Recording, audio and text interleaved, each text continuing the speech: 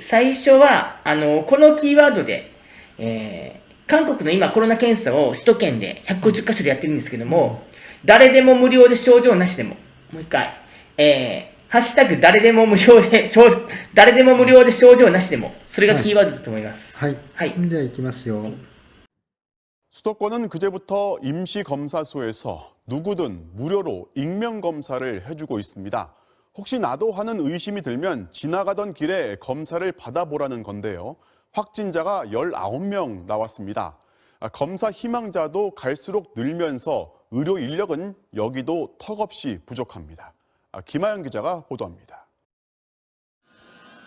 오늘 낮 서울 신촌 기차역 앞 코로나19 임시선별검사소. 강추위가 기승을 부렸지만 검사를 받으러 온 사람들이 몰려들었습니다. 검사소의 의료진은 단 2명. 하루 수백 명 시민들의 검체를 채취하고 분류하느라 화장실 갈 시간도 제대로 없습니다.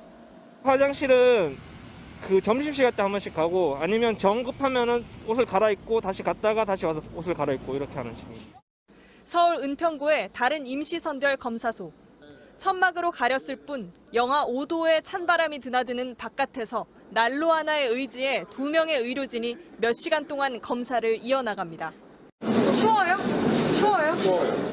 지난 이틀간 수도권 73곳의 임시선별 검사소에서 18,602건의 검사가 이루어졌습니다. 검사 결과가 확인된 첫날의 경우 4,973건 중 19명이 양성 판정을 받았습니다.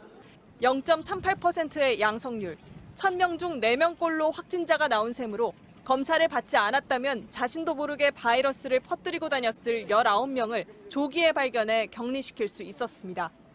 방역당국은 지역사회에 숨어있는 감염자를 빠르게 찾아내는 것이 이번 겨울철 방역의 성패를 가를 것으로 보고 있습니다. 서울의 하루 신규 확진자는 378명. 이 가운데 절반 가까운 153명은 가족이나 지인과의 접촉으로 감염됐습니다. 이달 들어 증상이 없는데도 확진 판정을 받은 비율이 31%에 달하는 등 일상 감염이 심각한 상태입니다. 결국 서울시가 감염 위험이 높은 직군의 전수검사를 실시하기로 했습니다. 종교시설과 요양시설, 음식점, 택배, 콜센터 등 밀폐, 밀집, 밀접 이렇게 3밀 공간에서 일하는 사람들과 필수 업종인 버스와 택시 등 대중교통 운전자들이 대상입니다. 증상 여부, 확진자 접촉 여부와 상관없이 무료로 검사를 받을 수 있습니다. 현재 하루 10,000건대인 코로나 검사 건수도 하루 37,000명까지 끌어올리고 내일부터는 서울광장에도 임시 선별진료소가 추가 설치됩니다. 문제는 은퇴하거나 휴직한 의료인에게도 복귀를 호소할 만큼 손이 달리는 현장 의료 인력입니다. 의사, 간호사, 간호조무사, 임상병리사 등 의료 전문 자격증을 보유하고 계신 시민 여러분께 간곡히 호소드립니다. 여러분의 참여가 위기에 빠진 공동체를 구하는 서울시는 서울시립대 기숙사에 병상 520개를 확보하는 한편 다른 대학들과도 병상 마련을 위한 협의에 들어갔습니다. けども誰でも無料で症状なしでも検査、これどんどん増えてきて今だけど誰でもどこでも誰でも無料で匿名でそうですね。誰でも無料で匿名で症状なしでもですね。はい。4つがですね、ハッシュタグ誰でも無料で匿名で症状なしでも。はい。で、この150箇所も設置されて、もう150箇所に行ったと思うんですよね。で、37,000人、目標としていたその1日37,000人の検査を行って、これでも、木曜日で90人の、陽性反応者だったと。で無症状の人たち大体みんなもちろん無症状ですからね、テントに行けるってことは 0.3% の陽性率、ということですね。考えてたより少ないですよね。はい。私もっと出ると思ってました。僕もそう思ってました。残念ながらやっぱね、ただ1日の死亡者は2桁いってるんですよね、今週に入って、10人とか20人で、入院待機待ちで入院できなくて亡くなった事例が今週に入って2件あって、これは3月の新天地協会の時以来で、全部でそういう入院待機待ちで亡くなった人が6人ですね。はい。で、それはあれですね。やっぱり首都圏でやっぱりもうちょっと早くやってほしかったですよね。そうですね。そう思います。で、あとね、もう一個ねすごいと思うのはこれ、もうコールセンター。飲食店、宗教施設、宅配、福祉、バス、タクシーの運転手、こういう公共機関であるとか、あるいは3密の空間で働く労働者全員に検査すると。で、この結果がどうなるかも、これもすごく、大事、世界的にも大事ですよね。はい。で、問題はね、これ、今韓国のニュースで、一番流して、日本人の生活に関係あるのは絶対このニュースだと思うんですよ。はい。文大統領のことじゃないと思うんですよね。で、日本政府もコロナを防ぐ意思があれば、これできると思うんですよね。医療の体制から言って。確かに医療のスタッフが少なくなってるというか、もう給料が下がってモチベーションが下がってるという問題があるんですけども。で、まあ本当ね、これ、ちゃんとこのこと報道してほしいなと思います。はい。ちょっとね、本当に日本はどうなっちゃうんですかね。はい。で、次のニュースいきますよ。はい、次も、コロナに関することで、やっぱ韓国でも、ちっちゃい店舗のね、営業規制が続いているので、コロナによって、ダメージがあるんですよね。で、この店舗のテナント料、家賃をどうするのかというニュースですね。はい。はい。じゃあ行きます。 코로나 장기화로 폐업이 늘면서 소규모 상가 3곳 중에 한 곳이 비어있는 상황이지만 어찌된 일인지 임대료는 좀처럼 내려가지 않고 있습니다. 자영업자들은 매출이 크게 준 건 물론이고 영업 제한까지 당하는데도 임대료만 그대로라면서 고통을 호소하고 있습니다. 먼저 이준희 기자가 취재했습니다. 오늘 낮 서울 이태원. 길어진 코로나 사태로 빈 가게가 눈에 띄게 늘었습니다.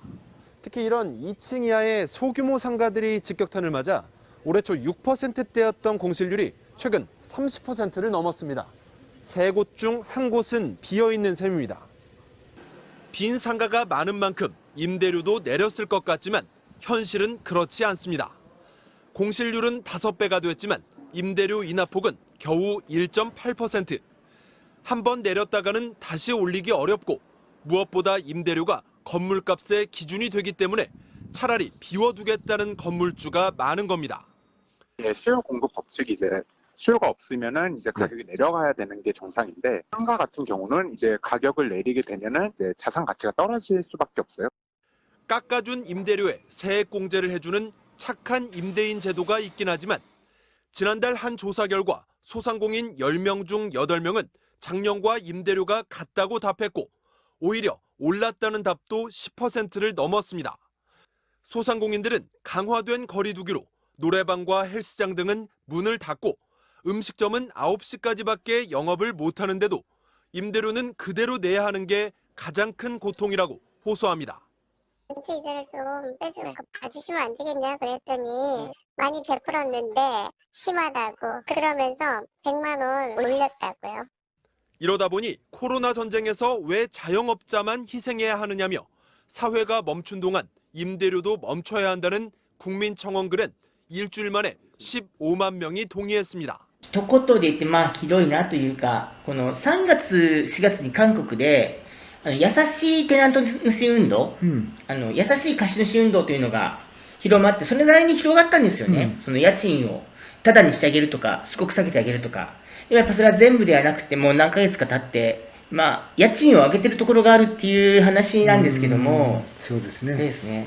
よくね、韓国経済が、コロナの中でも、一番 OECD の中でもダメージが少ないって、よく言われて、その通りなんですけども、それは輸出が好調だからであって、で、このちっちゃなね、お店は本当にダメージが多くて、で、またこういう小商店街が、全体の就業人口の 25% あるんですよね。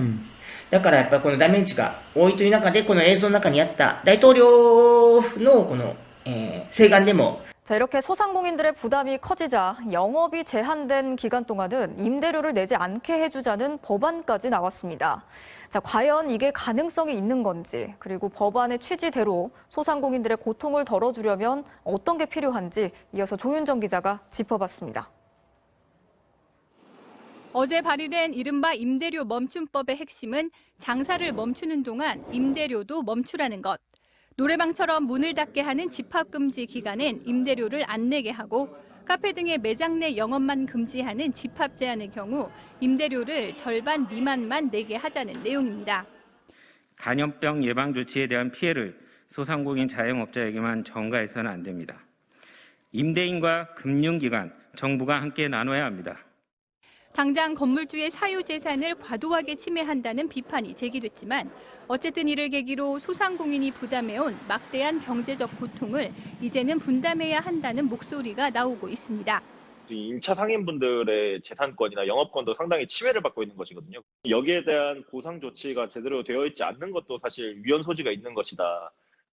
해외의 경우 캐나다는 영업 제한으로 수입이 70% 이상 감소한 소상공인에겐 임대료를 75% 이상 깎아주고 깎아준 75% 가운데 50%는 정부가, 25%는 임대인이 부담하게 하고 있습니다. 대신 임대인에겐 세금을 깎아주거나 대출 상환을 미뤄줍니다. 호주도 소상공인의 영업 피해 정도에 비례해 임대료를 깎아주고 임대인에겐 토지세나 공과금을 감면해 줍니다. 전문가들은 임차인 보호가 효과를 내려면 이처럼 임대인에 대한 지원도 함께 이루어져야 한다고 지적합니다. 임대인에 대한 혜택을 주고 임대인에 대한 혜택 받은 만큼 임차인에게 돌아갈 수 있도록 정부가 경제적 부담을 나눠줘야 한다는 얘기인데 관건은 결국 재원 마련. 우리나라 자영업자 비중이 전체 취업자의 4분의 1로 외국에 비해 월등히 높은 것도 지원하는 데는 큰 부담입니다. 이 임차인과 마찬가지로 고통을 받는 임대인들도 있을 수가 있거든요. 정부의 재정 부담으로 이런 것들을 해결하고 그러면 그 돈은 어디서 올 거냐. 코로나 장기화로 자영업자들이 버티는 데에도 한계가 온 상황. 3단계 거리두기를 목전에 둔 만큼 고통 분담에 대한 사회적 논의가 시급해 보입니다. 審議が、でもこの法案は通るだろうと思います。ただどこまで骨抜きにされないで通するかってことですよね。銀行とかやっぱ抵抗するでしょうし、この法案に関しては。そうですね。本当。はい。そうですね。で、あとやっぱ韓国がこうやって見ると本当コロナの貿易が成功していたことはそうなんですけども、やっぱ保証に関しては結構遅れていたんだなってことが一方で感じますよね。ただ、あとそれでね、日本でよく言われるのは、日本はこの自粛の要請のみなんだと。日本の商店主は自分たちで自粛してるんだと。韓国みたいな強制力がないんだというふうによく言うんですよね。だけど思ったんですけども、確かに日本の場合は、やっぱ戦前の反省で、政府が強大な権力を行使できないようにいろんなものを作ってるから、なかなか強制力のある制度が、作れないんだけども、でも今のね、菅政権が営業禁止とかっていうふうにやったとしても、政府はちゃんと貿易できないでしょと、政府はちゃんとコロナ抑えられないでしょっていうふうに言われたら何とも言い返せないですよね。